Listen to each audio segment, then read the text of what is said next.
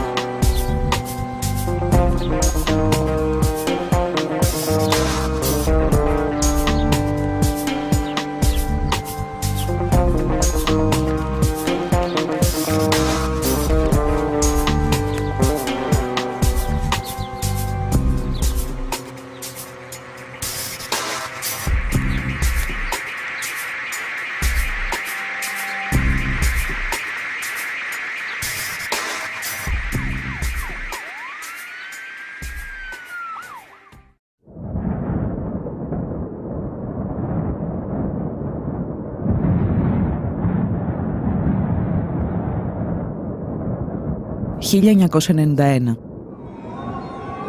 Ο σύντομος 20ος αιώνας φτάνει στο τέλος του. Η Δύση οραματίζεται το τέλος της ιστορίας και επιχειρεί να το εφαρμόσει στη Ρωσία.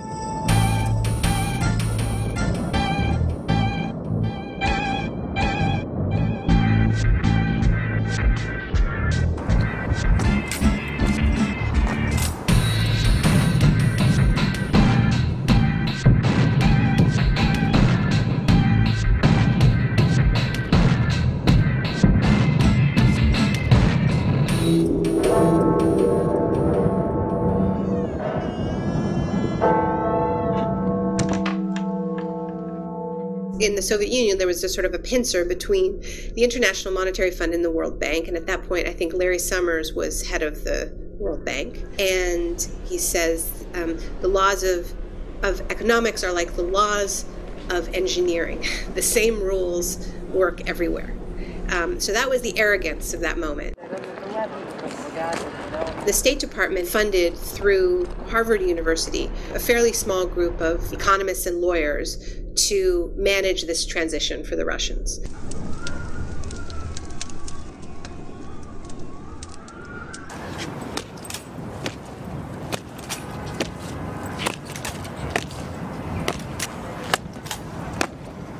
Η μετάβαση περιλαμβάνει το μεγαλύτερο πείραμα ιδιωτικοποιήσεων στην ιστορία της ανθρωπότητας.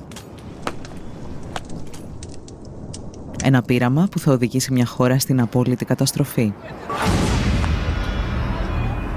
For $1-2 million, you could buy enterprise where only steel constructions were so costly that it can be, I don't know, hundreds of millions of dollars or maybe billions of dollars.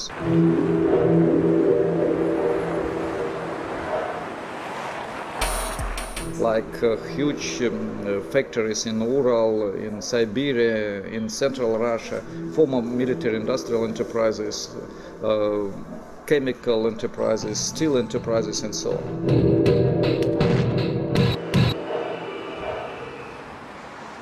In the center of Moscow, the Hotel Centralny, which means central, a 19th century beautiful building, they were going to sell it for an equivalent in Russian rubles of $1,000.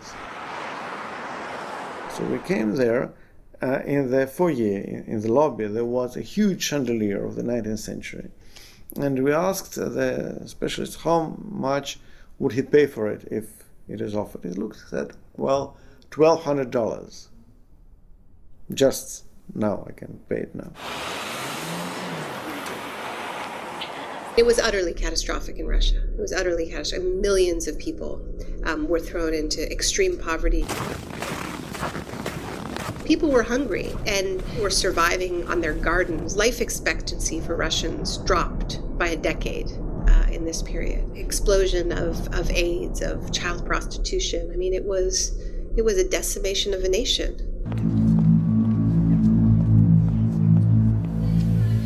Η εκποίηση μιας χώρας που σχεδιάζεται στη Δύση και εφαρμόζεται από τους Ρώσους ολιγάρχες δεν θα μπορούσε να επιβληθεί χωρίς περιορισμό των δημοκρατικών ελευθεριών.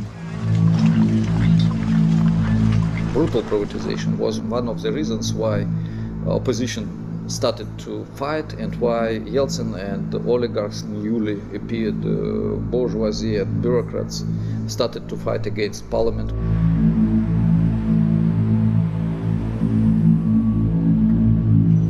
Οι κανόνες του παιχνιδιού πρέπει να αλλάξουν.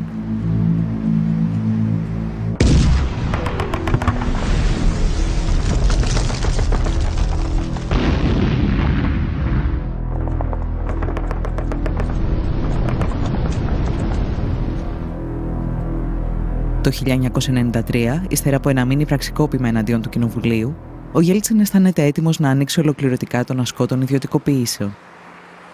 I am absolutely certain that privatization in 1994 wouldn't be even technically possible without the coup d'etat of 1993. Η διαδικασία αυτή ονομάστηκε καταστρόικα.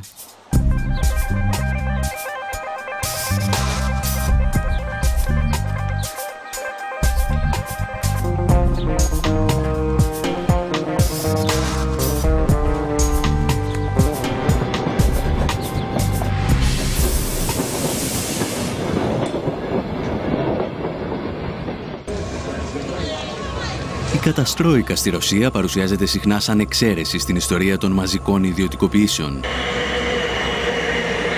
Στην πραγματικότητα ήταν απλώς ένα ακραίο παράδειγμα του πως η εκποίηση μιας χώρας είναι ασυμβίβαστη με την πολιτική ή την οικονομική δημοκρατία.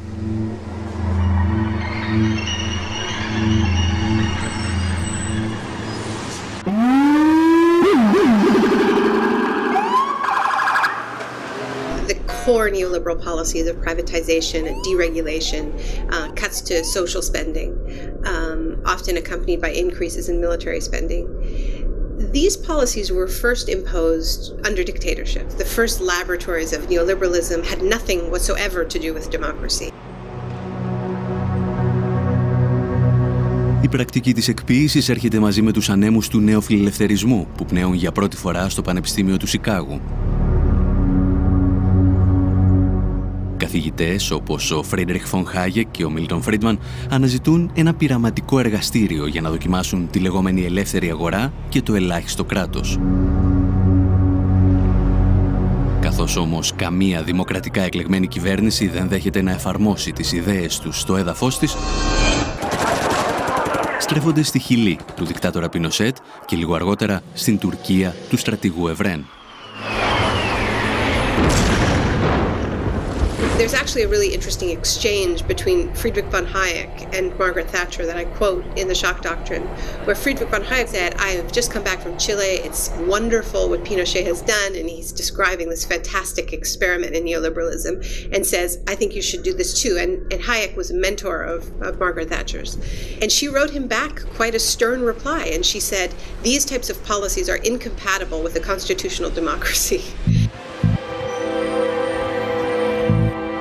Η Μάργαρετ Θάτσερ θα βρει τελικά έναν τρόπο για να φέρει τη νεοφιλελεύθερη συνταγή των ιδιωτικοποιήσεων στη Δυτική Ευρώπη. Για να το πετύχει όμως θα χρειαστεί 2 πολέμους και την περιστολή των δημοκρατικών ελευθεριών.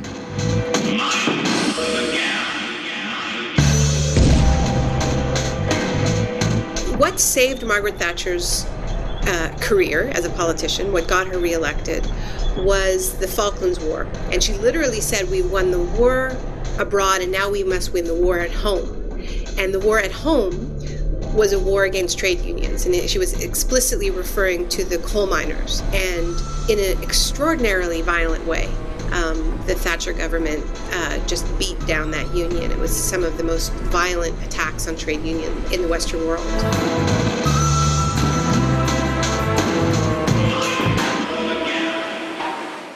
Κλασική περίπτωση η θατσερική Μεγάλη Βρετανία, όπου η διάλυση του εργατικού δικαίου και των δικαιωμάτων των εργαζομένων συνέπεσε με μια ιδιαίτερη αύξηση των μέτρων και των νομοθετικών μέτρων καταστολής.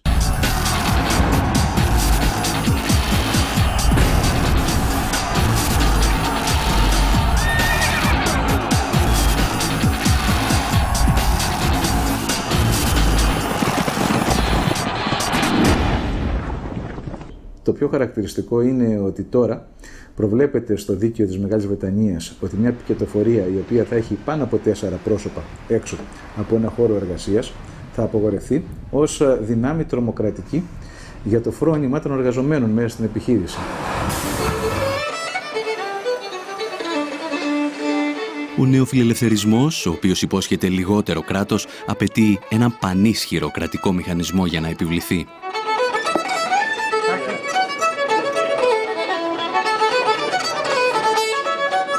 We should never forget that neoliberalism is an ideology. I don't mean this as just dismissing it. By ideology, I mean it's never or very rarely really followed in actual politics. Take Reagan, the first neoliberal in power.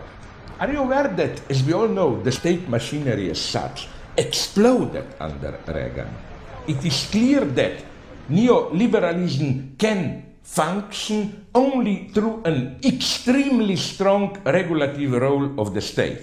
So the question should not be these pseudo problems, what amount of state regulation, more capital, but who will do this regulation? A private enterprise system does not mean a free enterprise system. It just means someone's controlling it that you haven't elected. So the idea is with Vulture's Picnic. Οι αιμοσταγείς δικτάτορες όμως, όπως και η θατσερική πολιτική του σοκ, έχουν ημερομηνία λήξης. Πρέπει λοιπόν να βρεθεί ένα νέο μέσο για την επιβολή των μαζικών ιδιωτικοποιήσεων. So it started off without democracy. It started off with dictatorship imposed with brute force, with torture and fear.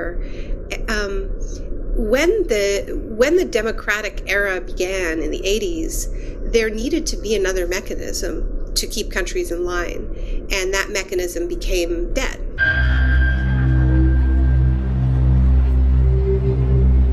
Φορείς όπως το Διεθνές Νομισματικό Ταμείο και ο Παγκόσμιος Οργανισμός Εμπορίου πρωτοστάτησαν στην εκποίηση ολόκληρων χωρών. Σύντομα όμως, στο πλευρό τους βρέθηκε και η Ευρωπαϊκή Ένωση. The emergency packages with the IMF have enabled the EU for the first time to actually advocate privatizations.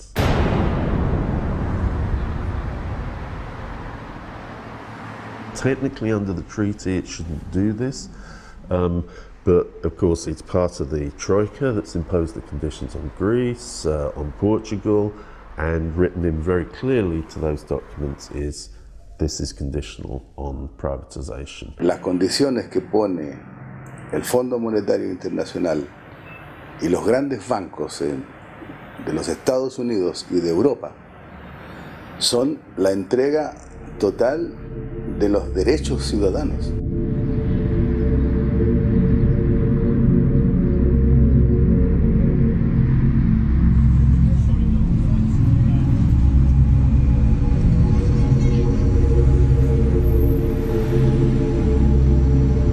No one privatizes or deregulates unless there's a hammer over their head, like in Greece now, in Spain, in Italy, when basically there's tremendous pressure on the government because there's a desperate financial situation.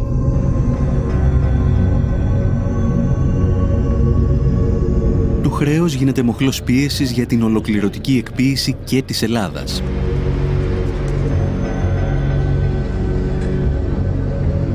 Και Και σε αυτή την περίπτωση όμως υπάρχει ένα μικρό εμπόδιο που πρέπει να ξεπεραστεί. Η δημοκρατία.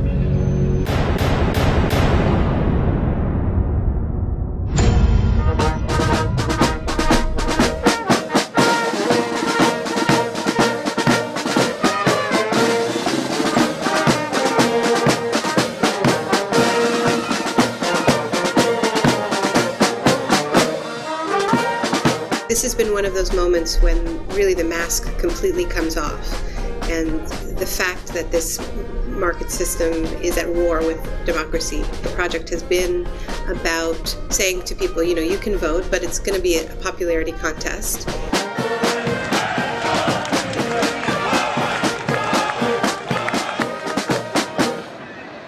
The so-called the independent central bank is a mechanism for saying, you know, politicians can't touch our toys. Η Ευρωπαϊκή Ένωση και οι ελληνικές οικονομικές ελίτ φτάνουν στο σημείο να διορίσουν έναν πρώην κεντρικό τραπεζίτη ως πρωθυπουργό της Ελλάδας. Συνεχίζοντας την πολιτική Παπανδρέου, ο Λουκάς Παπαδήμος τοποθετεί στελέχη τραπεζών όπως ο Γκίκας Χαρδούβελης της Eurobank ακόμη και μέσα στο Μαξίμου. Οι σχέσεις πολιτικής και οικονομικής εξουσίας μετατρέπονται πλέον σε ένα διατραπεζικό deal.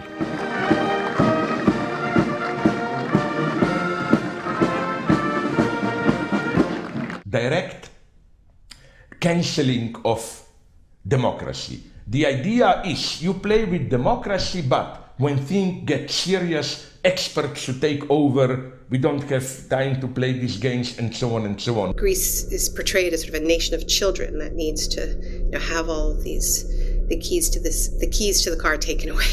Y es terriblemente grave lo que ocurre en Grecia, ¿no? Aquí nació la democracia. Y el sistema financiero internacional pretende que aquí muera la democracia.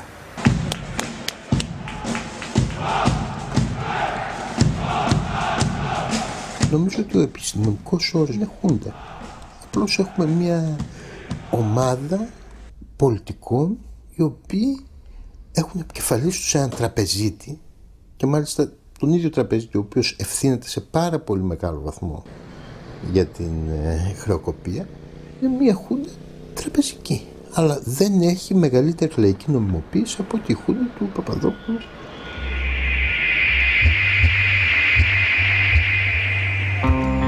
Η κυβέρνηση Παπαδήμου είναι απλώς ένα στάδιο για τον οικονομικό έλεγχο της Ελλάδας.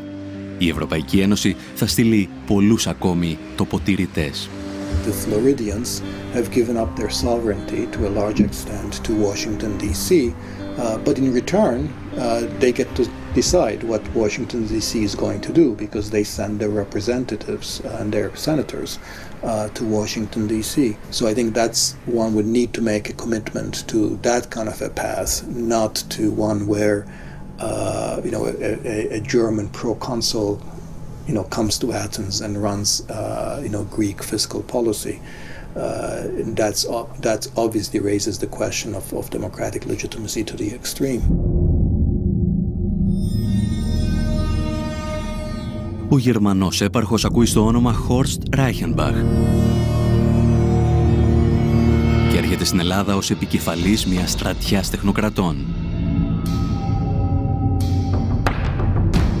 Δίπλα του, εκατοντάδες γκρίζα κουστούμια της Ευρωπαϊκής Ένωσης και του Διεθνούς Νομισματικού Ταμείου τοποθετούνται στα σημαντικότερα υπουργεία της χώρας. The task force is then, so to speak, the vehicle in order to bring the member states, the IMF, the OECD and others into the picture.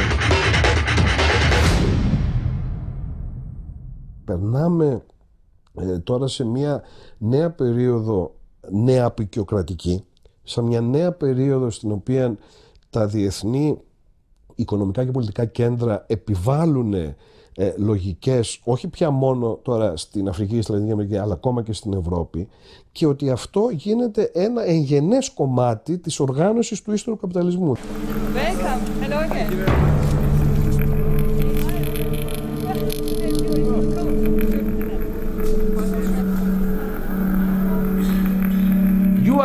a trial case like in laboratory rabbits for all of Europe, a new authoritarian forum which, even if it remains in a superficial sense democratic, as we have seen in Greece, Italy, and it will follow, I can guarantee you, elsewhere, is being tested. Ο έλεγχος της χώρας από ξένα και ελληνικά οικονομικά συμφέροντα επιτυγχάνεται κυρίως μέσα από 2 δανειακές συμβάσεις. Στόχος να επιβληθούν οι όροι των δανειστών και να μετατραπεί η δουλειά σε δουλεία. Οι εργασιακές σχέσεις επιστρέφουν στο 19ο αιώνα. Για να περάσουν όμως αυτές οι ρυθμίσεις απαιτείται ένα ακόμη πραξικόπημα. Αυτή τη φορά κοινοβουλευτικό. Η πρώτη δανειακή σύμβαση δεν ήρθε ποτέ για κύρωση στη Βουλή. Κατατέθηκε και ποτέ δεν κυρώθηκε. Πράγμα που είναι ευθέως αντισυνταγματικό. Η δεύτερη ήρθε 3 φορές στη Βουλή ως σχέδιο. Προφανώς γιατί οι δανειστές μας ζητούσαν μικρές αλλαγές και ήθελαν να έχουν την προέγκριση βάσει του σχεδίου αυτού. Επομένως, φαίνεται καθαρά σε αυτή την περίπτωση η πρόθεση των πολιτικών ηγετών μας να μην εφαρμόζουν το Σύνταγμα, αλλά τις πολιτικές εντολές που παίρνουν απ' έξω. Όσοι τολμούν όμως να μιλήσουν για κοινοβουλευτικό πραξικόπημα, όπως και όσοι αμφισβητούν την πολιτική της κυβέρνησης και της Τρόικας, βαφτίζονται λαϊκιστές. Πραξικόπημα. Το έχουμε ξαναζήσει στην Αργεντινή. Θράσος! Ήβρι! Το να μιλάτε για πραξικόπημα επειδή η κυβέρνηση ευρυτά της πλειοψηφίας εισηγείται το χαρακτηρισμό ενός νομοσχεδίου ως κατεπήγοντος κατ' εφαρμογή του συντάγματος. Θα ζητήσετε συγγνώμη για αυτή την ύβριτη θεσμική. Είστε ο εκπρόσωπος της Ελλάδας της δραχμής, της Ελλάδας της φτώχειας, της Ελλάδας της ταπείνωσης. Εσείς προσωπικά και άλλοι όμοιοι με εσάς. Η ιδεολογική τρομοκρατία κλιμακώνεται. Τα κυρίαρχα μέσα ενημέρωσης εκβιάζουν τους πολίτες ότι αν δεν δεχθούν τις δανειακές συμβάσεις, τα ράφια των σούπερ μάρκετ θα αδειάσουν και η χώρα θα επιστρέψει στην εποχή των σπηλαίων. Θα έρθει το χάος. Η Ελλάδα θα κατρακυλήσει στον τρίτο κόσμο. Δελτίο στα τρόφιμα, δελτίο στο πετρέλαιο. Μιλάμε για μια μεταπολεμική Ελλάδα. Έχοντας καταλύσει τη δημοκρατία, οι κυβερνήσεις ετοιμάζονται για την εκποίηση της δημόσιας περιουσίας και ξεκινούν με μια δοκιμασμένη συνταγή. Μετατρέπουν τους δημόσιους υπαλλήλους και το δημόσιο τομέα σε αποδιοπομπαίο τράγο της κρίσης.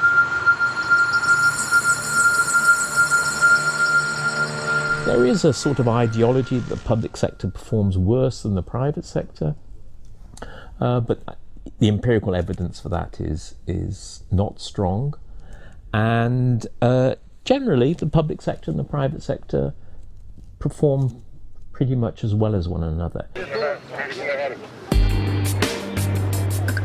Η ελληνική κυβέρνηση ψεύδεται λέγοντας αρχικά ότι δεν γνωρίζει τον αριθμό των δημόσιων υπαλλήλων και στη συνέχεια ότι αυτοί ξεπερνούν το 1 εκατομμύριο. Αποκρύπτει επίσης ότι το μέγεθος του δημόσιου τομέα και οι μέσες αμοιβές των υπαλλήλων του δεν υπερβαίνουν τον ευρωπαϊκό μέσο όρο. Οι παθογένειες της δημόσιας διοίκησης είναι δεδομένες. Συνήθως όμως είναι η κρατικοδίαιτη οικονομική ελίτ αυτή που πρώτη ρίχνει το λίθος στο δημόσιο. Έχοντας προετοιμάσει την κοινή γνώμη για την εκποίηση, αναζητείται ο μηχανισμός. Τα βλέμματα στρέφονται στη γερμανική Treuhand, την εταιρεία που μετέτρεψε τη 10η μεγαλύτερη βιομηχανική δύναμη του πλανήτη σε έναν κατάλογο αγορών 510 σελίδων.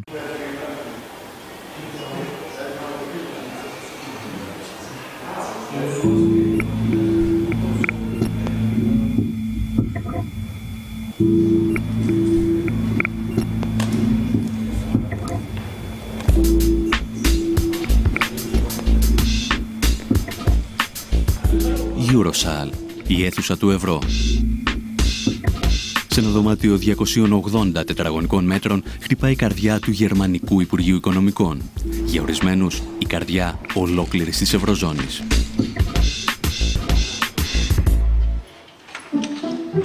Η αίθουσα έχει τη δική της σκοτεινή ιστορία, συνώνυμη της οικονομικής πορείας του σύγχρονου γερμανικού κράτους. Οι επιτελείς της Luftwaffe χάρασαν σε αυτό το δωμάτιο τη στρατηγική τους για τους βομβαρδισμούς ευρωπαϊκών πόλεων.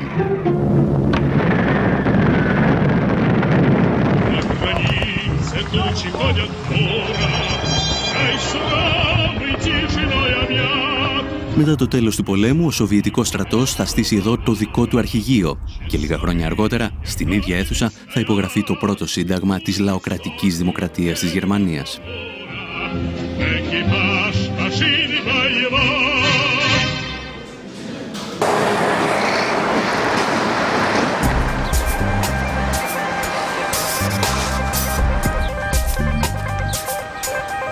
Το αρχιτεκτονικό μεγαθύριο που κατασκεύασε ο Γκέρινγκ ως το μεγαλύτερο κτηριακό συγκρότημα στην Ευρώπη στεγάζει τώρα τη μεγαλύτερη βιομηχανική επιχείρηση εκείνης της εποχής.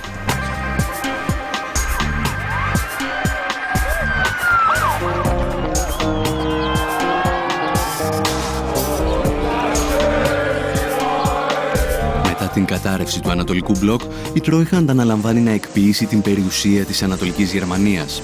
Ένα καταστροφικό πείραμα που αφήνει πίσω του εκατομμύρια ανέργους και ισοπεδώνει τη βιομηχανική βάση της περιοχής.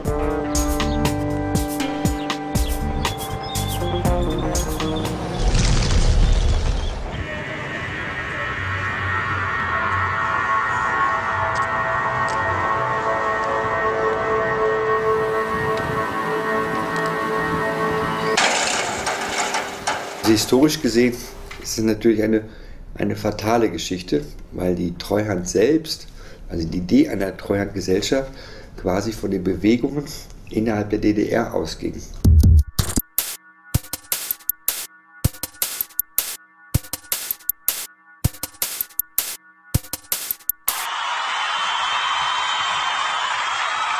Όταν οι κάτοικοι της Ανατολικής Γερμανίας συνειδητοποιούν ότι η ενοποίηση στην πραγματικότητα ήταν μια επιθετική εξαγορά από τη Δυτική Γερμανία, η Τρόιχαντ αποτελούσε ήδη κράτος εν κράτη στο Βερολίνο.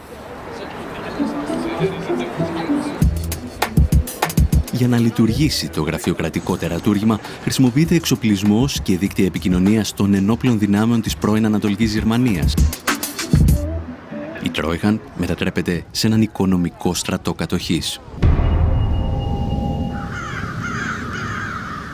Anscheinend während noch die DDR völkerrechtlich bestand, war aber schon maßgeblich beeinflusst natürlich von westdeutschen Politikern, von westdeutschen Managern und letztendlich auch von westdeutschen Finanzhaltern.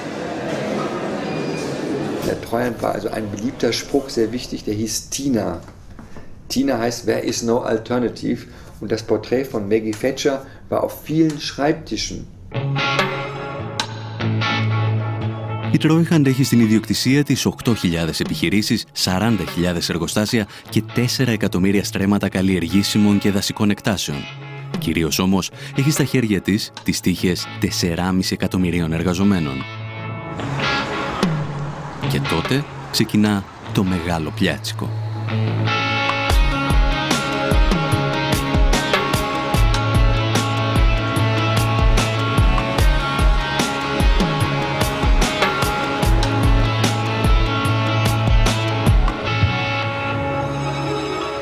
Jeden Tag, ob Samstag oder Sonntag, 10 bis 15 Betriebe privatisieren. Das war natürlich das eigentliche Dilemma und hat auch dann zu Chaos und Schiebereien und Betrügereien geführt.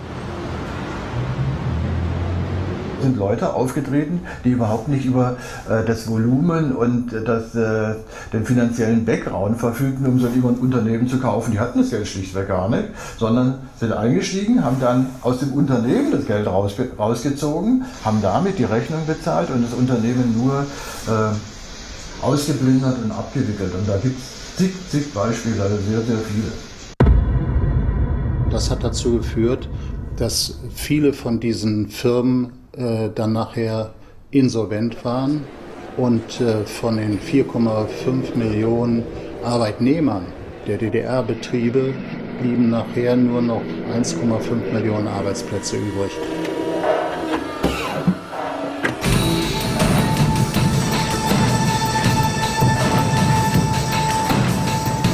Τα κριτήρια για τις ιδιωτικοποιήσεις δεν ήταν πάντα οικονομικά. Πολλές αποφάσεις λαμβάνονταν σε πολιτικά γραφεία. Αρκετές επιχειρήσεις έκλειναν ώστε να μην απειλούν τους ανταγωνιστές τους στη Δυτική Γερμανία.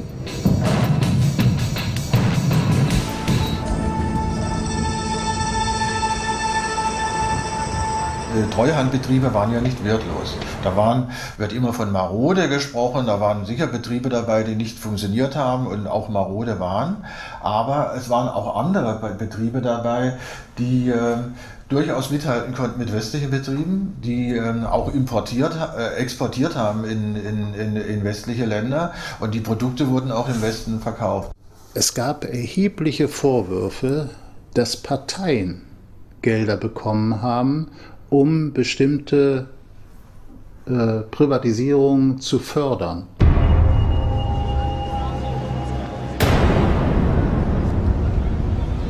Bischofferode war ein Kaliwerk und das Kaliwerk ist eben halt ein Teil der Schlüsselindustrie für Industrieprozesse und es gab sowohl im Westen Kaliwerke wie im Osten. Und natürlich hatte der Einfluss der BASF, also als konkretes Beispiel, war so groß, dass sie eben als Monopolstellung keine andere Konkurrenz dulden musste. Obwohl es Investoren für die Ostbetriebe gab, mussten sie trotzdem liquidiert werden.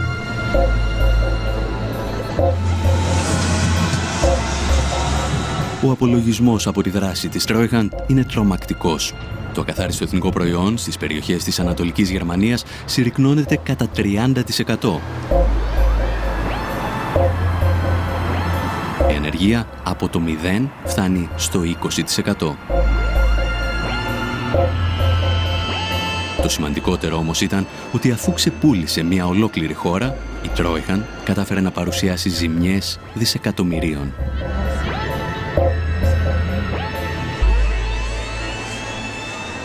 Die Treuhandanstalt etwa 300 Milliarden an Schulden gemacht hat und 60 Milliarden eingenommen hat, während man erwartet hat, dass man 600 Milliarden immer D-Mark einnimmt. Also es sind erhebliche Schulden übrig geblieben, die auch bis heute noch getilgt werden in dem sogenannten Erblastentilgungsfonds und der läuft außerhalb des Bundeshaushalts.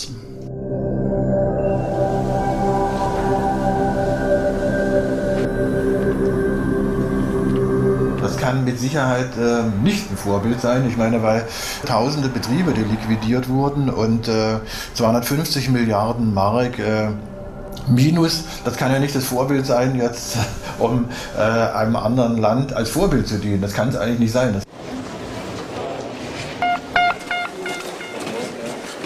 Ladies and gentlemen, good afternoon. Παρ' όλα αυτά, ο πρόεδρος του Eurogroup, Jean-Claude Juncker, παρουσίαζε την Treuhand σαν πρότυπο για την Ελλάδα. I have noted with satisfaction that Greece is willing to set up a privatization fund and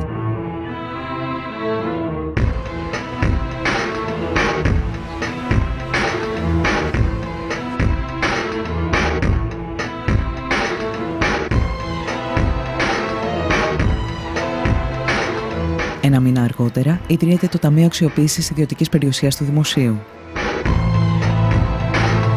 Η ελληνική Τρόιχαντ στείνει τα γραφεία της πίσω από το κτίριο της Παλιάς Βουλής και τα τρία κόμματα του Μνημονίου, Πασόκ, Νέα Δημοκρατία και Λάος, μοιράζονται τη διοίκηση του οργανισμού.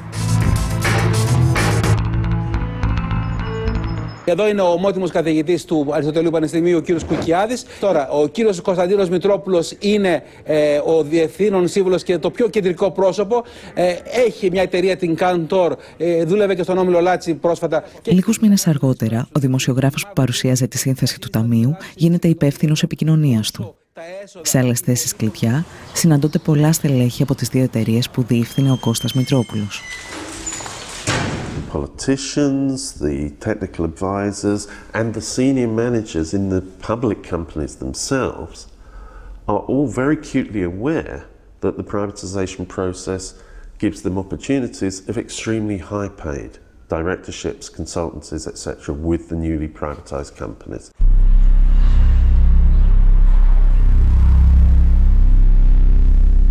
Τη θέση του τοποθετητή στο Ταμείο καταλαμβάνουν ο Ερβέ Λερουά από την Πρεσβεία της Γαλλίας και ο Μάρτεν Βέρβεϊ από το Υπουργείο Οικονομικών της Ολλανδίας. Η Τρόικα όμως ορίζει και 3 από τα 7 μέλη του Συμβουλίου Εμπειρογνωμόνων του οργανισμού. Οι όροι που θέτει η Τρόικα στην Ελλάδα για τη λειτουργία του Ταμείου θυμίζουν κατεχόμενη χώρα. Το κόστος της ιδιωτικοποίησης πέφτει στους Έλληνες φορολογούμενους, ενώ τα έσοδα, που αρχικά εκτιμώνταν σε 50 δισεκατομμύρια ευρώ, θα πήγαιναν στους πιστωτές. The 50 billion, if these proceeds are collected by the government, they will be used for debt reduction. Το Ταμείο λειτουργεί σε συνθήκες απόλυτης μυστικότητας, παρέχοντας υπερεξουσία στα μέλη του. Αυτά αναλαμβάνουν την πώληση ή την παραχώρηση κτηρίων, εκτάσεων, υποδομών και πακέτων μετοχών. Το Ταμείο μπορεί να εκμεταλλευτεί ακόμα και τον Αιγιαλό ή τα αρχαία μνημεία. Μοναδική προϋπόθεση να μείνουν στη θέση τους.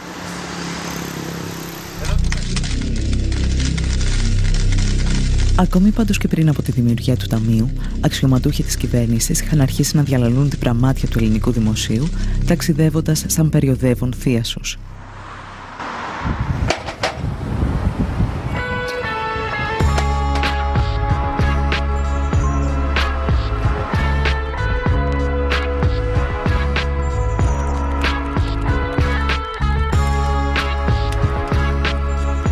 I turn up in central London at Claridge's Hotel, one of the swankiest hotels in one of the swankiest postcodes in all of Britain.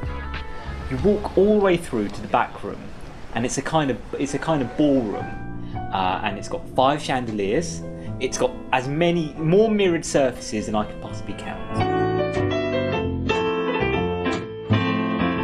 And you turn up in this room, and it's basically a group of Greek businessmen and Greek officials talking about how they're going to sell off Greek assets. Big key assets belong to the Greek state, belong to Greek taxpayers, would just be flogged off. No more fooling around. Not in this place.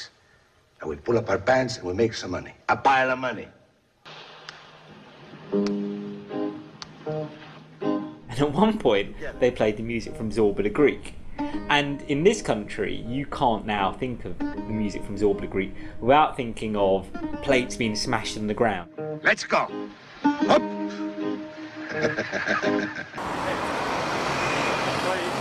The other thing that you kept hearing in the intervals were you'd hear this song by Monica, who's this Greek pop star, and the lyrics went something along the lines of "Tell me why you don't call me anymore, you don't come anymore." And I thought, again, here's this image which unknowingly they've summoned up of kind of Greece as this kind of pariah state where it's now the pariah within Europe. Η Ελλάδα της εποχής του Ζορμπά είναι η Ελλάδα της υποτέλειας σε ξένες πολυεθνικές που ελέγχουν τις υποδομές της χώρας. Μια υπερχρεωμένη χώρα με ένα διεφθαρμένο πολιτικό σύστημα.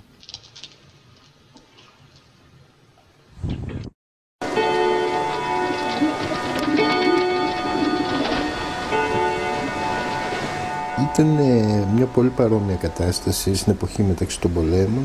Υπήρχε μια περίοδος, ειδικά ανάμεσα στο 1924 και το 1930, που η Ελλάδα ήταν πάρα πολύ γόνιμο έδαφος και για δανεισμό. Υπήρχαν μια σειρά από τεράστια σκάνδαλα.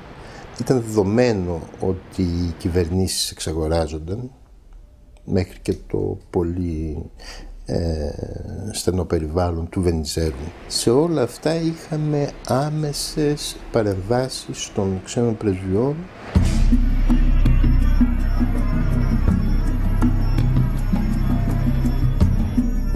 Η σύμβαση με την εταιρεία Power ήταν χαρακτηριστικό τέτοιο παράδειγμα, η σύμβαση με την Ούλεν ήταν χαρακτηριστικό τέτοιο παράδειγμα. Ήταν απικιακές αυτές οι συμβάσεις και αποδείχθηκαν πάρα πολύ επωφελείς για όσους επένδυσαν. Σχεδόν έναν αιώνα αργότερα, η Τρόικα, σε συνεργασία με τις ελληνικές κυβερνήσεις, απαιτεί την επιστροφή των υποδομών της χώρας σε χέρια ιδιωτών. Αυτό που δεν λένε στους πολίτες είναι ότι τα πειράματα της ιδιωτικοποίησης και της απορρίθμισης που προωθούν έχουν αποτύχει ακόμα και στις ισχυρότερες οικονομίες του πλανήτη. Και οι μεγαλύτερες αποτυχίες αφορούν πάντα υποδομές, όπως οι σιδηρόδρομοι, το δίκτυο ίδρευσης και ηλεκτρικής ενέργειας.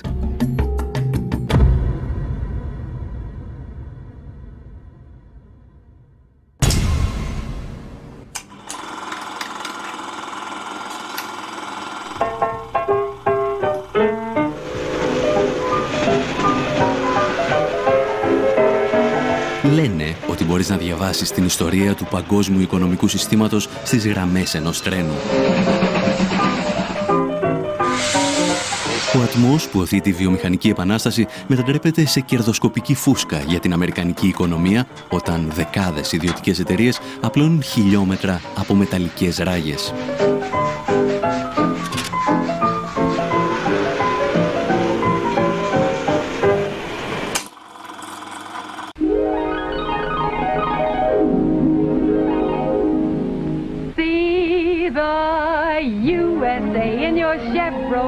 Οι σιδηρόδρομοι συμβολίζουν αρχικά τον κεντρικό ρόλο του κράτους στην οικονομία και τις υποδομές. Όμως, μετά το Δεύτερο Παγκόσμιο Πόλεμο, ο οικονομικός φιλελευθερισμός αντικαθιστά τα μέσα μαζικής μεταφοράς με το γεωταχή αυτοκίνητο. 4 ρόδες και ένα τιμόνι οδηγούν το μικροαστικό όνειρο στους αυτοκινητόδρομους της νέας οικονομίας. Η τάση περνά και στην Ευρώπη με καθυστέρηση μερικών δεκαετιών. Όταν οι Τούρκοι δικτάτορες δοκιμάζουν το νεοφιλελεύθερο πείραμα του Πινοσέτ, ο Τουργκούτ Οζάλ θα χαρακτηρίσει τα τρένα κομμουνιστικό δημιούργημα.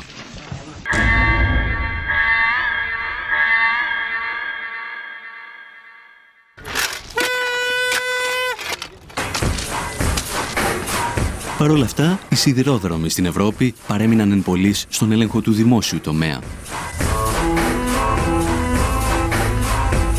Μέχρι τη στιγμή που η γυραιά Αλβιώνα αποφάσισε να πραγματοποιήσει ένα καταστροφικό πείραμα.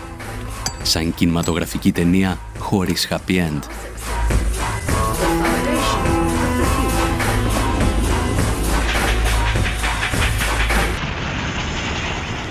You made the navigators about the privatization of the railways. After a railway worker got in touch with me with an idea for a script.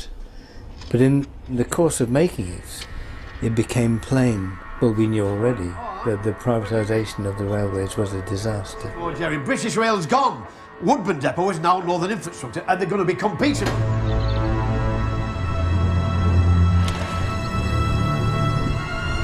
Ακόμη και η Μάργαρετ Θάτσερ αναγνώριζε ότι τα τρένα δεν λειτουργούν αποτελεσματικά έξω από το δημόσιο τομέα.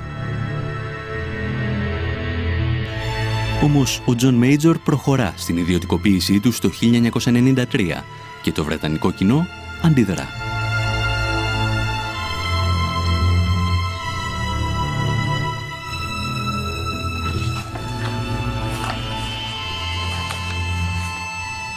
They thought they belonged to them, and they were a public service, not something to be run by companies who put on cheap logos and really seem to be just in it to make money. Τα τρένα, το δίκτυο των γραμμών και οι υπηρεσίες συντήρησης τελικά καταλήγουν σε διαφορετικούς ιδιώτες. Τόσους πολλούς που στη συντήρηση και μόνο δραστηριοποιούνται 2.000 εταιρείες.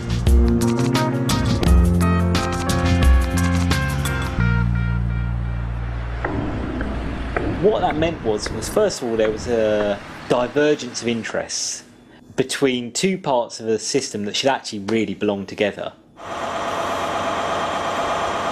The stupidity of it came through the subcontracting. That is when a private company, say, gets the job to maintain a section of track. Well, the first company may have quite strict rules about safety. By the time you've subcontracted 2 or 3 stages, who's to know who is safe? Deaths have got to be kept to an acceptable level. Shut up. What's an acceptable level? 2 a year. Yeah, but nobody's been killed for the past 18 months. Any volunteers?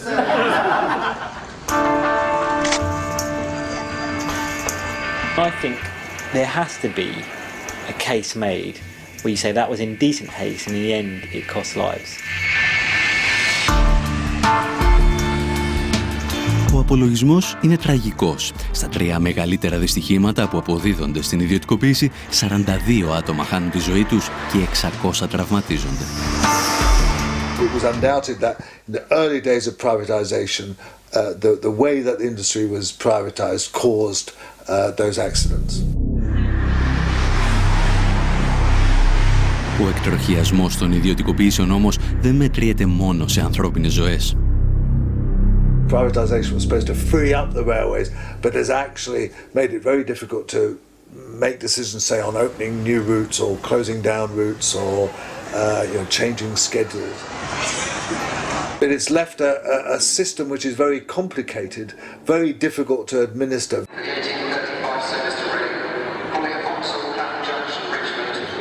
It was bad for the passengers.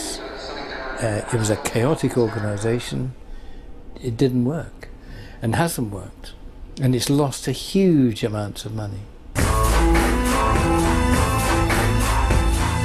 Μέσα σε 3 χρόνια, το δημόσιο πληρώνει σε επιδοτήσεις στις ιδιωτικές εταιρείες ό,τι κέρδισε από το ξεπούλημα των τρένων.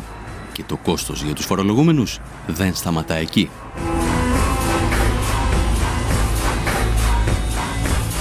Strangely, to some extent, the railways have been renationalised. Really, it's left us with a semi-government administered system that costs a lot more than it cost under nationalisation and hasn't really delivered the investment, as the investment has largely been paid for by the public sector.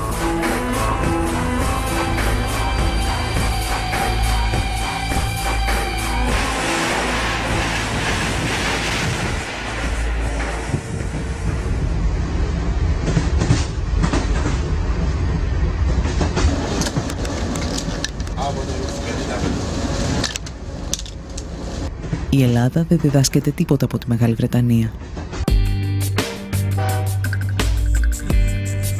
Οι κυβερνήσεις του Μνημονίου θέτουν σε εφαρμογή το σχέδιο ιδιωτικοποίησης των σιδηροδρόμων. Πάντα με τη βοήθεια των κυρίαρχων μέσων ενημέρωσης. Πάει πολύ αργά, είναι καθυστερημένο στις ώρες του, είναι βρώμικο συχνά, έτσι. Είναι χαρακτηριστικό ότι οι αιτήσεις ζημίες στο ομίλο ΟΣΕ και της Τρενοσέ φτάνουν το 1,2 δισεκατομμύρια ευρώ. Τα ελληνικά τρένα παρουσιάζονται ως ο πλέον ζημιογόνος δημόσιος οργανισμός στην Ευρώπη. Ποιος ευθύνεται όμως για αυτό το χρέος?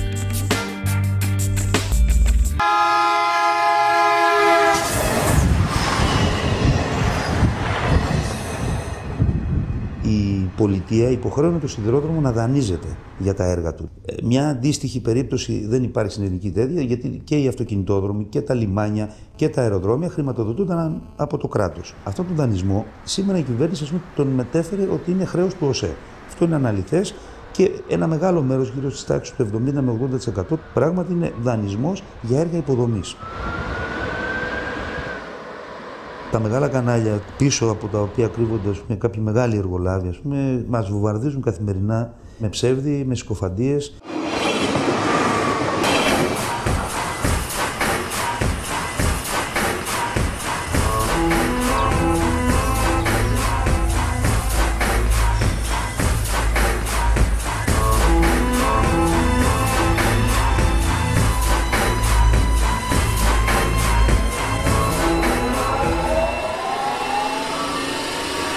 Η κριτική εστιάζεται στους μισθούς των εργαζόμενων και στο κόστος λειτουργίας.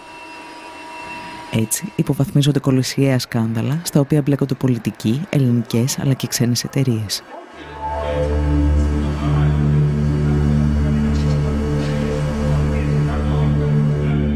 Δεκάδες εκατομμύρια ευρώ ξοδεύονται σε γραμμές που δεν λειτουργούν ποτέ. Σειρμοί νοικιάζονται σε τιμές με τις οποίες θα μπορούσαν να αγοραστούν. Το δημόσιο φτάνει να παραγγέλνει από τη Siemens ηλεκτράμαξες χωρίς να έχει ηλεκτρικό δίκτυο για να τις χρησιμοποιήσει. Παράλληλα, πληρώνει μεγαλοεργολάβους για έργα που δεν παραδίδονται ποτέ.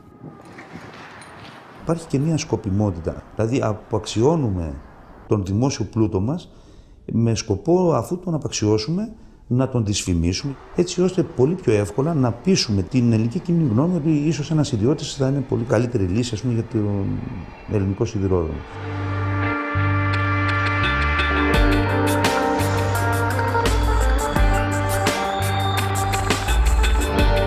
Στο όνομα της εξυγίανσης, η κυβέρνηση απαξιώνει περαιτέρω το σιδηρόδρομο. Μειώνει δραστικά το προσωπικό, υποβαθμίζοντας την ποιότητα, αυξάνει πάνω από 60% τις τιμές των εισιτηρίων και κλείνει μεγάλο μέρος των γραμμών.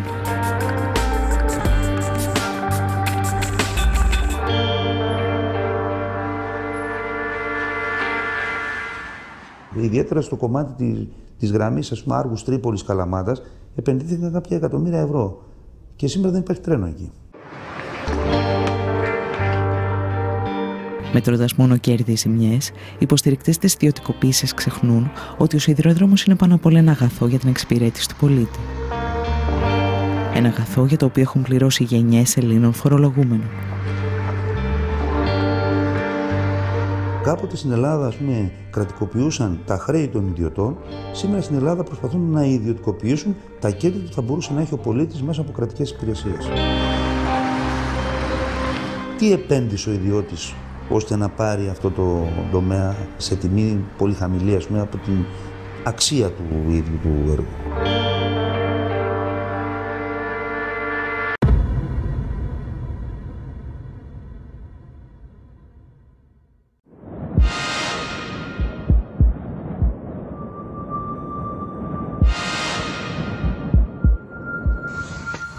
Αν ο σιδηρόδρομος αποτελεί ένα βιβλίο της οικονομικής ιστορίας, το δίκτυο ίδρευσης προσφέρει μαθήματα για τη διαχείριση ενός μονοπωλίου. Και αυτή τη φορά έχει έρθει η σειρά του Παρισιού να πληρώσει το λογαριασμό.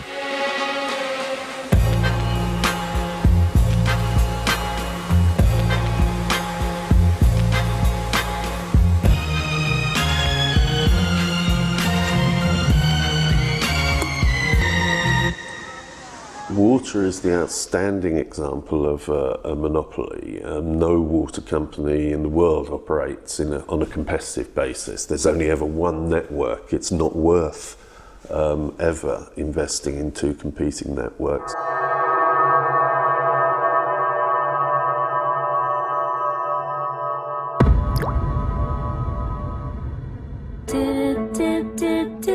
Δύο πολυεθνικές με τεράστια οικονομική και πολιτική ισχύ, η Βεόλια και η Σουέζ, διεκδικούν τη διαχείριση του δικτύου ίδρευσης του Παρισιού και ο Ζακ Σιράκ τους την προσφέρει.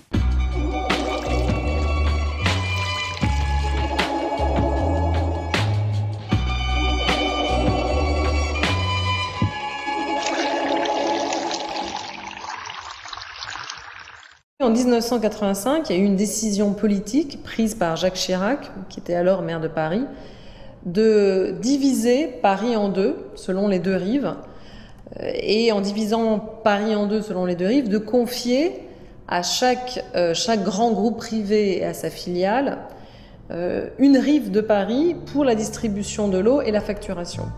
Il n'y avait pas d'arguments techniques avancés. Il n'y avait pas d'arguments, on va dire, même financiers. Il y avait, je pense, une position idéologique qui était de dire le privé est plus efficace.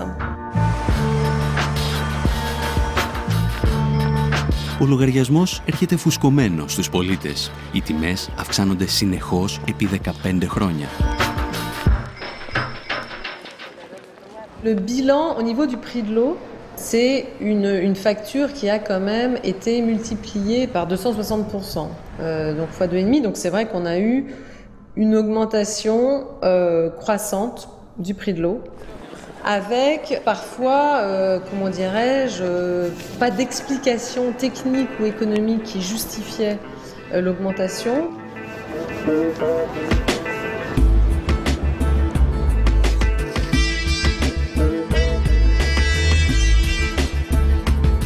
C'est avec le changement de municipalité et de majorité municipale en 2001, quand il y a eu une majorité plurielle de gauche, d'écologistes, de communistes qui est arrivée à la tête de Paris, qu'on a décidé de reprendre en main tout le service de l'eau.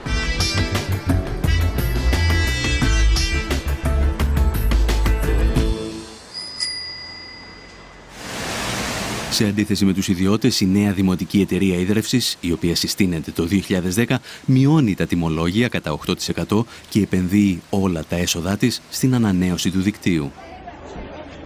Il y a aussi, pour moi, une question très importante qui est une question de démocratie. C'est-à-dire qu'une gestion publique permet, si elle est bien faite, d'avoir une plus grande évaluation politique par la collectivité parisienne.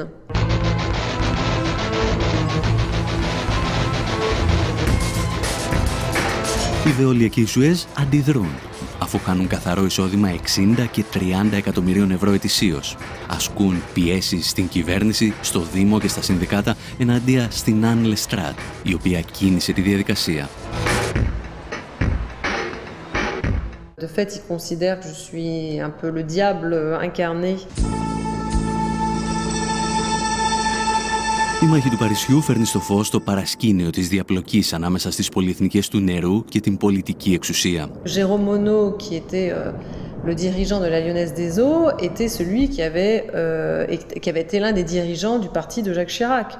Παρά τις διασυνδέσεις τους όμως, οι πολυεθνικές του νερού φαίνεται να χάνουν τη μάχη με τους πολίτες.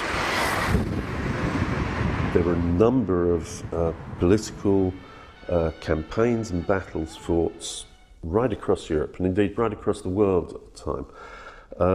The result of those battles was largely that people rejected water privatization very strongly. Η Ευρωπαϊκή Ένωση όμως γυρίζει την πλάτη της στις αποφάσεις των πολιτών. Γραμμή στις Βρυξέλλες χαράσουν οι πολυεθνικές και επόμενος στόχος τους είναι η Ιταλία.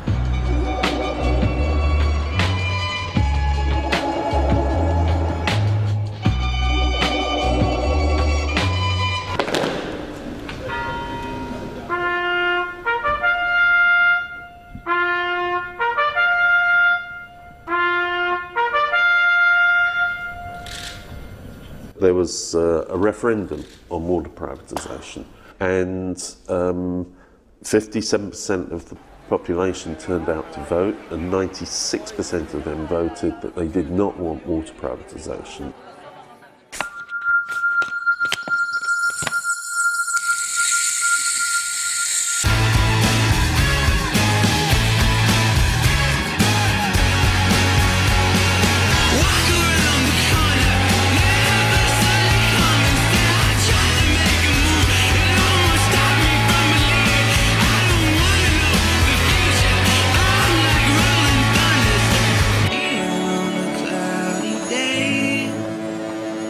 Even Berlusconi said, I can't privatise the water. There's been a referendum that says we're not allowed to. Berlusconi has now been replaced by a government headed by bankers, as similar processes happened in Greece. And again, European officials have said to the Italian government, we expect a privatisation programme and we expect it to include water.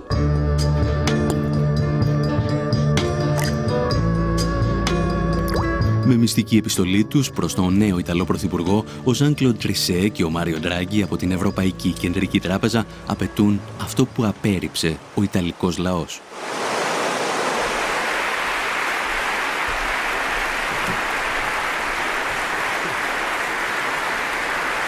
The fact that it was now illegal under the Italian constitution to privatise water was irrelevant.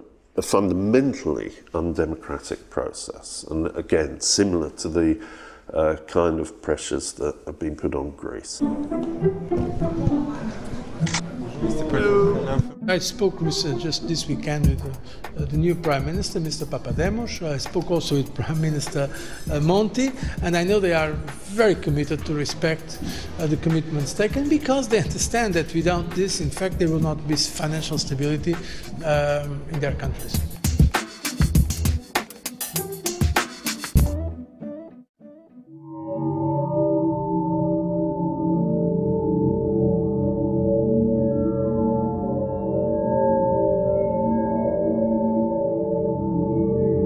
Γνωρίζουμε παγκοσμίως ότι εκεί που δρά βοηθητικά το Διεθνές Νομισματικό Ταμείο, τα νερά ιδιωτικοποιούνται. Γνωρίζουμε πολύ καλά ότι υψηλόβαθμα στελέχη των Σουέζ και Βεόλια είναι υψηλόβαθμα στελέχη και σύμβουλοι του Διεθνούς Νομισματικού Ταμείου. Γνωρίζουμε πολύ καλά ότι στελέχη της Σουέζ και Βεόλια έχουν σχέσεις με την Ευρωπαϊκή Κεντρική Τράπεζα. Γνωρίζουμε πολύ καλά ότι στο Ευρωκοινοβούλιο πληρώνονται πολλοί άνθρωποι για να κάνουν lobbying εκεί μέσα και να προασπίσουν συμφέροντα των δύο αυτών πολυεθνικών. ότι οι άνθρωποι των εταιριών μπαινοβγαίνουν σε κυβερνήσεις και όταν φεύγουν οι κυβερνήσεις ξαναμπαίνουν μέσα στις εταιρείες. Στην Ελλάδα, η κυβέρνηση Παπανδρέου τοποθετεί ως διευθύνοντα σύμβουλο της ΕΙΔΑΠ ένα πρώην υψηλόβαθμο στέλεχος της Veolia. Ο Νίκος Μπάρδης, που προωθούσε την ιδιωτικοποίηση για λογαριασμό της Γαλλικής Πολυεθνικής, σήμερα χαρακτηρίζει την Ελλάδα προπύργιο της Σοβιετικής Ένωσης.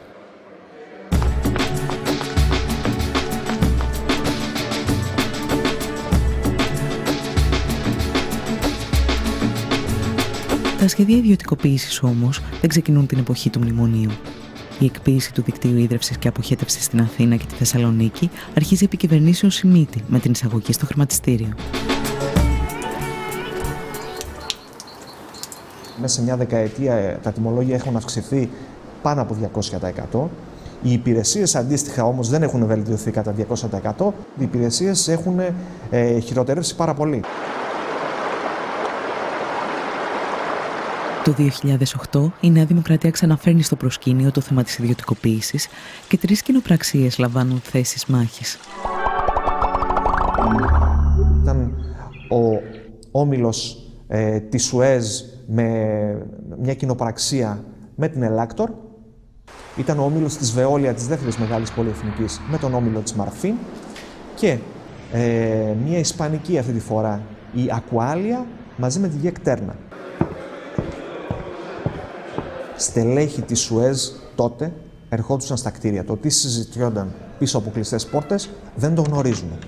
Αυτό όμως που γνωρίζουμε πάρα πολύ καλά είναι ότι οι εταιρείες αυτές και κυρίως η Σουέζ έχουν κατηγορηθεί στο εξωτερικό για χρηματισμό δημοσίων υπαλλήλων, κρατικών υπαλλήλων και πολιτικού προσωπικού χωρών της πολιτισμένης Δύσης. Δεν μπορώ να φανταστώ ότι εάν συνέβη κάτι τέτοιο εκεί, αποκλείεται να έχει συμβεί και στη χώρα μας.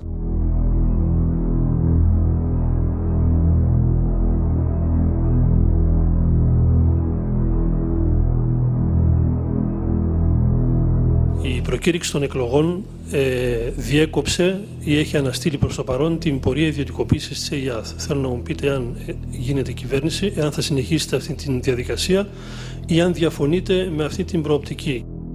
Είμαστε αντίθετοι στην ιδιωτικοποίηση των υδάτινων πόρων.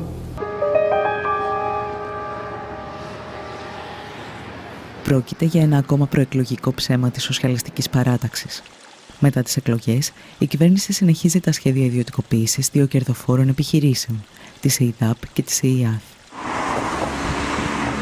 Το κύριο επιχείρημα του κράτους, αλλά και των εταιριών που λιμένονται τον υδάτινο πλούτο του πλανήτη σε όλα τα μήκη και τα πλάτη, ότι δεν πρόκειται να αγοράσουμε τα ποτάμια σας, δεν πρόκειται να αγοράσουμε τις πηγές σας, δεν πρόκειται να πάρουμε τα δίκτυα και να φύγουμε. Αυτά είναι εδώ. Όπως και η Ακρόπολη είναι εδώ και θα την αγοράσουν και θα φύγουν. Εμείς θα πάρουμε μόνο τη συντήρηση, τη διανομή, τη διαχείριση και την τιμολογική πολιτική. Αυτό που παραλείπουν να πουν οι θειασότες της ιδιωτικοποίησης είναι ότι το κόστος αντικατάστασης του δικτύου παραμένει στους πολίτες. Συνεπώς, οι εταιρείες δεν έχουν κανένα κίνητρο για να στηρούν αυτό το δίκτυο.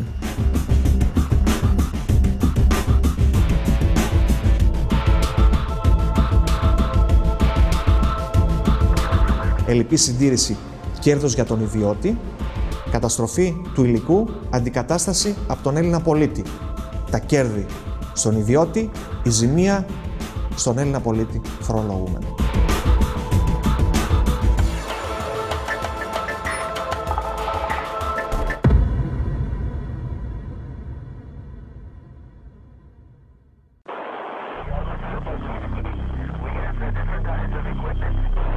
Σαν μαθητευόμενος μάγος, η Ευρώπη θα πληρώσει ακριβά τις ιδιωτικοποιήσεις των υποδομών.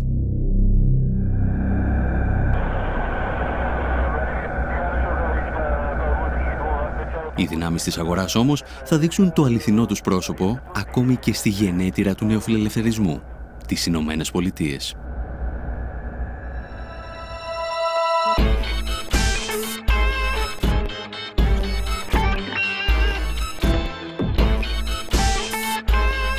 Στα τέλη της δεκαετίας του 90, η Καλιφόρνια απελευθερώνει την αγορά ηλεκτρικής ενέργειας.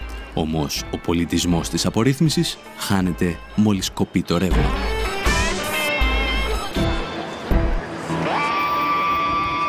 The fantasy that you can have a market in electricity or gas, that's just not possible.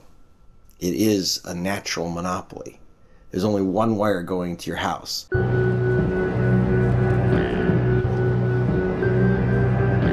That's my word.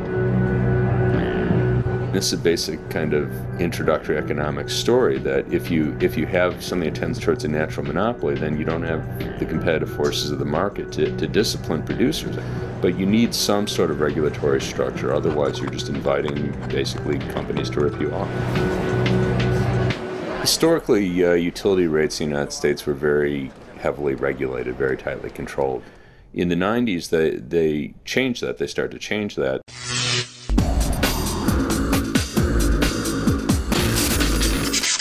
We were going to deregulate the construction, operation, and ownership of the generation plants while leaving the transmission system and the distribution system in the hands of the utilities. Οι εταιρείες παραγωγής ενέργειας μπορούν πλέον να αυξήσουν ανεξέλεγκτα την τιμή χονδρικής.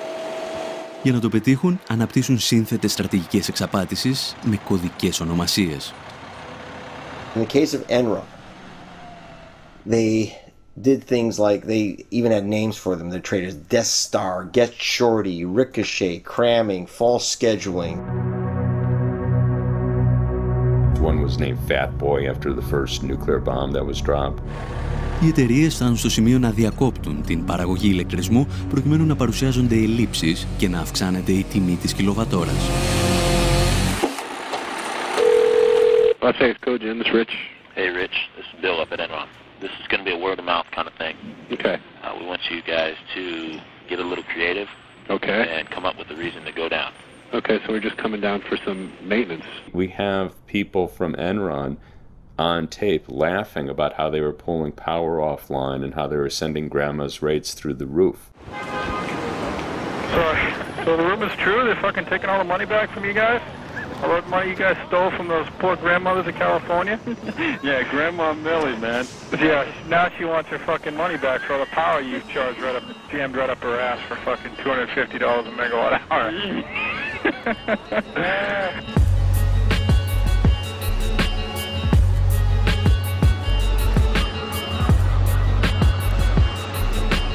The other was basically to game the market.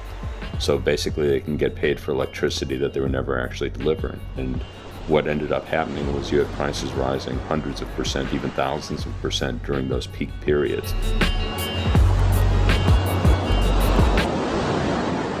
Enron corrupted our system deeply, but it wasn't just Enron.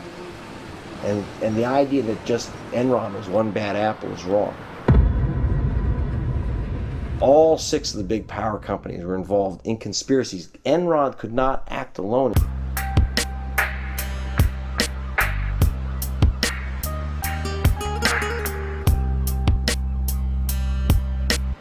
Στην Καλιφόρνια, οι πολίτες πληρώνουν το κόστος του πειράματος και με έναν διαφορετικό τρόπο. Οι δυνάμεις της αγοράς αφήνουν εκατομμύρια ανθρώπους κυριολεκτικά στο σκοτάδι. First blackouts were in June of 2000, so you had basically producers refusing to produce at the prices they were being given, and the utilities ended up having blackouts.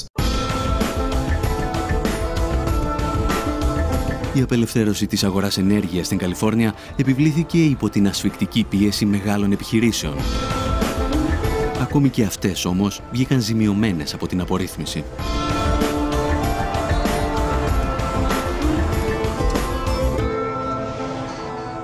The irony, of course, is that major utility users, big businesses who use vast amounts of energy, were major advocates for the deregulation.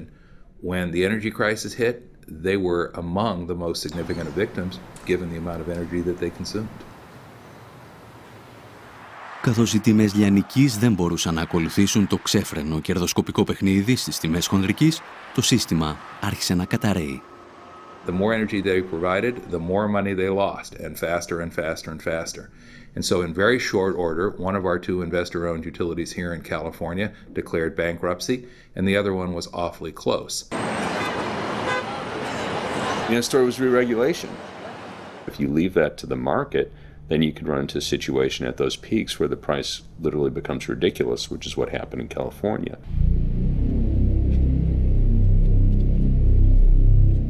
Regulation is the application of democracy to the economy. It's how we as a public democratically control monopoly businesses so they don't control us.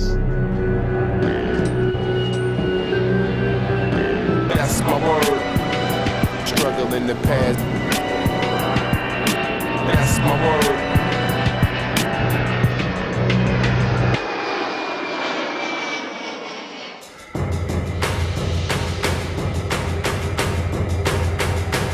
Η Ευρώπη θα γνωρίσει τις δικές της σκοτεινές ημέρες από την απορρίθμιση και τις ιδιωτικοποίησεις στην αγορά ενέργειας.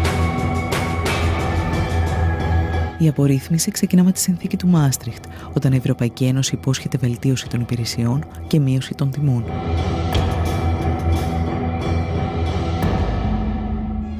In the European Union, where the market has been opened up, any electricity producer or supplier can access transport and distribution networks to supply its customers, which encourages competition.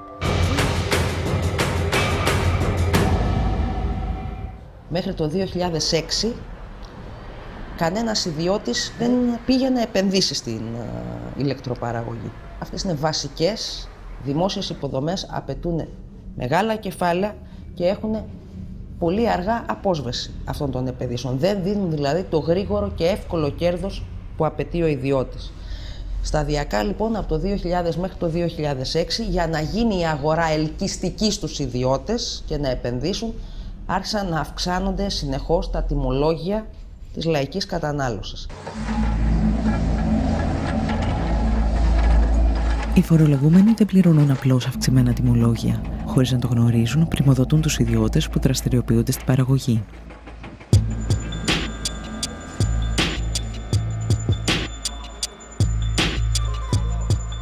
Ο Μυτιληνός έχει την αλουμίνα της Ελλάδος και ο Λάτσης στα ελληνικά πετρέλαια, τα δηληστήρια.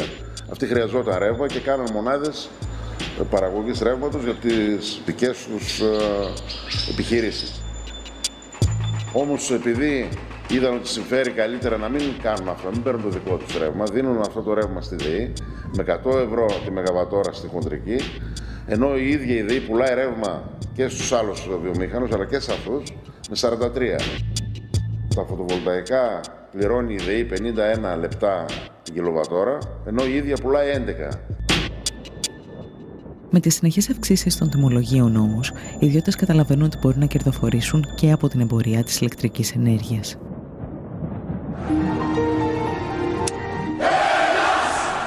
Η νούμερο 1 ιδιωτική εταιρεία ηλεκτρικής ενέργειας είναι εδώ.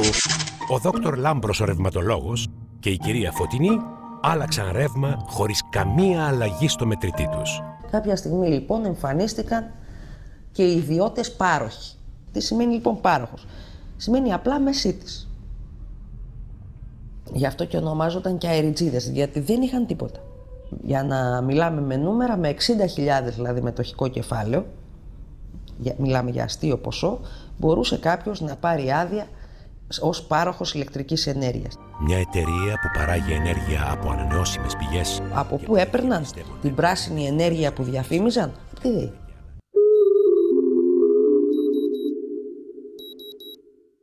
Αρχικά, οι ιδιώτες έπρεπε να εγγυούνται ότι διαθέτουν το ρεύμα που υπόσχονται να πουλήσουν.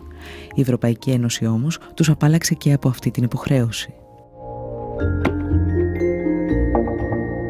Δεν χρειαζόταν δηλαδή να έχει ο άλλος εγγύηση ότι έχει αυτό που σκοπεύει να πουλήσει.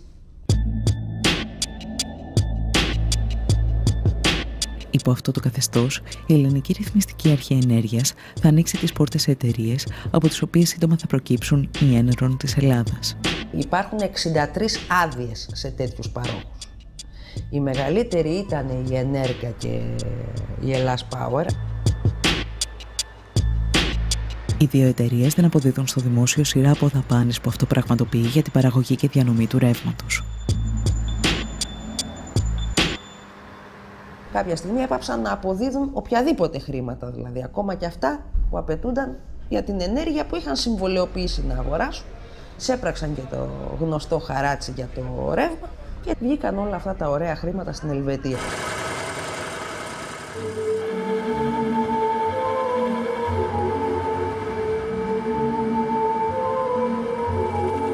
Η περίπτωση της Ενέρκα και της Ελλάς Power είναι απλώς η κορυφή του παγόβουνου των εκατοντάδων εκατομμυρίων ευρώ που στοιχίζει στους Έλληνες φορολογούμενους η απορρίθμιση. Στα 12 χρόνια της έναρξης της απελευθέρωσης της αγοράς ηλεκτρικής ενέργειας, ούτε η γραφειοκρατία μειώθηκε, ούτε οι υπηρεσίες έγιναν καλύτερες προς τους καταναλωτές, ούτε το μείγμα καυσίμου βελτιώθηκε, αντίθετα η εξάρτηση της χώρας βάθινε ενεργειακά και τα τιμολόγια έχουν αυξηθεί σε τάξη άνω του 80%.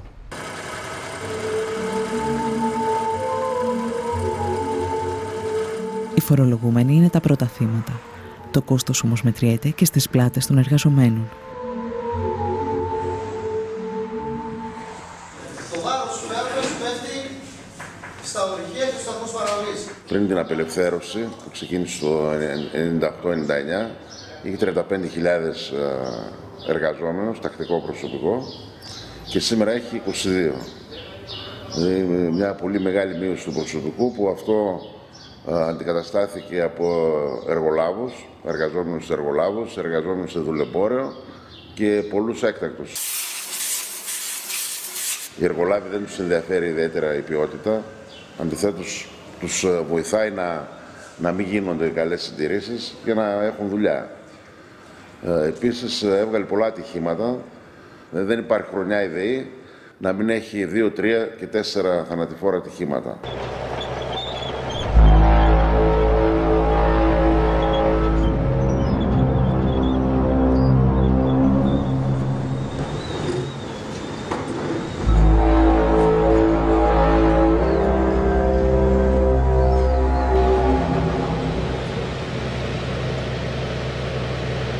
Αδιαφορώντας για το δημόσιο συμφέρον και τις επιπτώσεις στην κοινωνία, τα κόμματα του Μνημονίου προωθούν τώρα και την ολοκληρωτική εκποίηση της δημόσιας επιχείρησης ηλεκτρισμού. Η πραγματική της αξία, και εγώ θα πάρω την επίσημη εκδοχή, μιλάμε έτσι για 16-17 δις ευρώ. Πόσο αποτιμάται αυτή τη στιγμή στο ελληνικό χρηματιστήριο? 750 με 800 εκατομμύρια. Η μονάδα, η 5, στην Πτολεμαΐδα που σχεδιάζεται να κατασκευαστεί, έχει προϋπολογισμό 1,5 δις. Ολόκληρη η ΔΕΗ θα πουληθεί λιγότερο από όσο μία μονάδα της.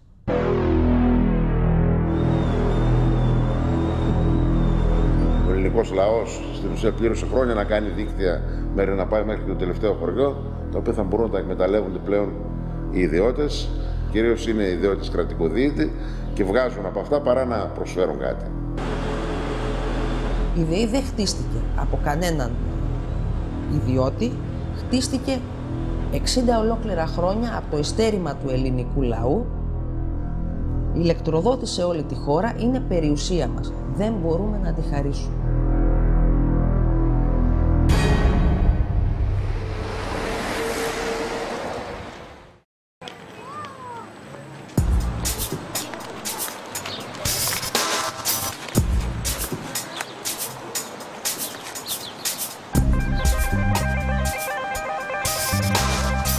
Δεκάδες παραδείγματα από όλο τον κόσμο αποδεικνύουν ότι οι ιδιωτικοποιήσεις πλήττουν τους πολίτες, τους εργαζόμενους αλλά και τις παρεχόμενες υπηρεσίες.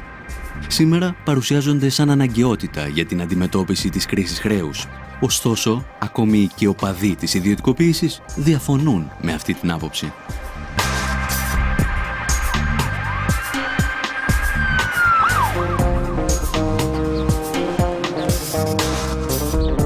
A lot of privatization isn't necessarily the best thing to do in the middle of an economic crisis, because privatization is certainly going to lead to people being laid off.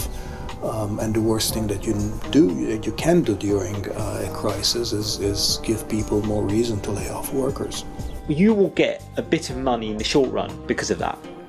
So it'll be good for your balance sheet for maybe a year, but then after that you lose income. In real economic terms, will be a drop in the ocean in the short term and an economic loss in the long term. Εν τέλει, η παγκόσμια κρίση χρέους, την οποία δημιούργησε ο ιδιωτικός τομέας, είναι το πρόσχημα για μια γενικευμένη επίθεση στη δημόσια περιουσία. Μια επίθεση που σε ορισμένες περιπτώσεις γίνεται συγκαλυμμένα.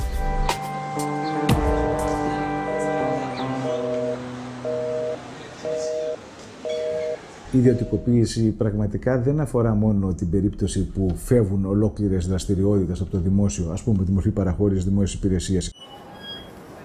Μιας μορφής ιδιωτικοποίηση είναι επίσης όταν τα πανεπιστήμια θα αξιολογούνται όχι μόνο με βάση την εκπαίδευση την οποία δίνουν, κατά πόσο είναι υψηλό επίπεδο ή όχι, αλλά και κατά πόσο αυτές οι υπηρεσίες εκπαιδευτικές γίνονται αποδεκτές από την αγορά.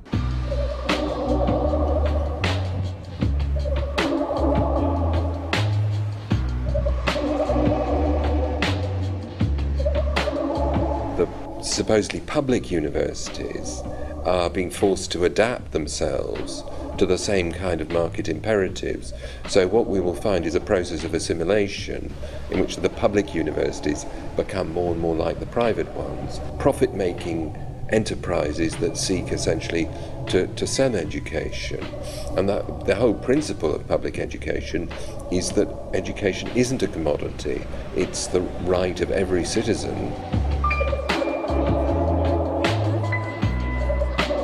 Η προσπάθεια ιδιωτικοποίησης συνεχίζεται ακόμη και σε αυτό που ο Μάρξ κάποτε αποκαλούσε γενική διάνοια, τη συσσωρευμένη κοινωνική και τεχνολογική γνώση που παράγει τον πλούτο μιας κοινωνίας. How Bill Gates became the richest man in the world. It was precisely through privatization of commerce. In what sense?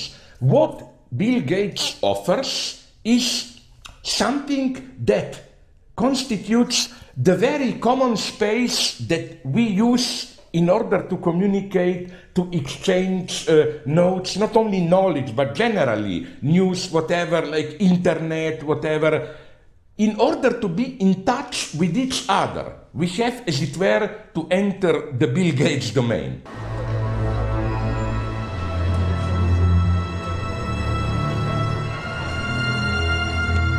Απέναντι όμως στην προσπάθεια ιδιωτικοποίησης των πάντων γεννιούνται και ισχυρές αντιστάσεις από ανθρώπους που γνωρίζουν ότι όλα μπορούν να αλλάξουν αν υπάρξει πολιτική βούληση.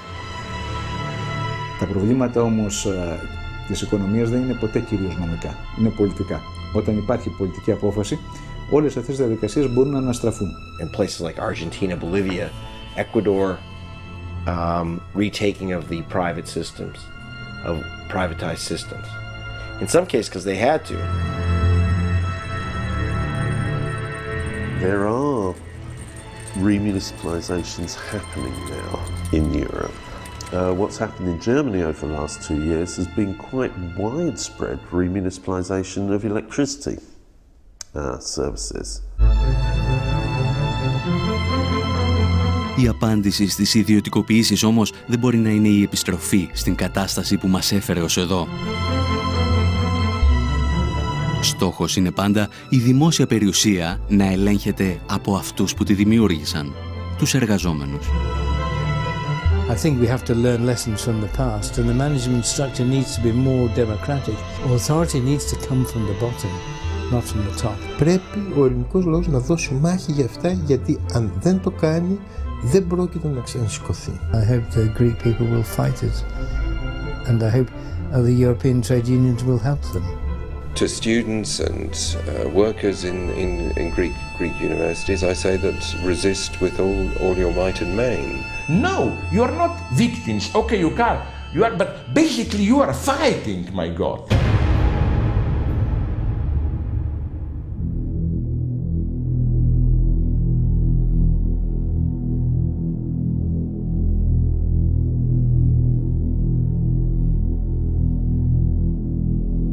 Μπορέσει ο σημερινός άνθρωπος να υπερβεί τη φυσική του ροπή προς την αδράνεια, την ησυχία.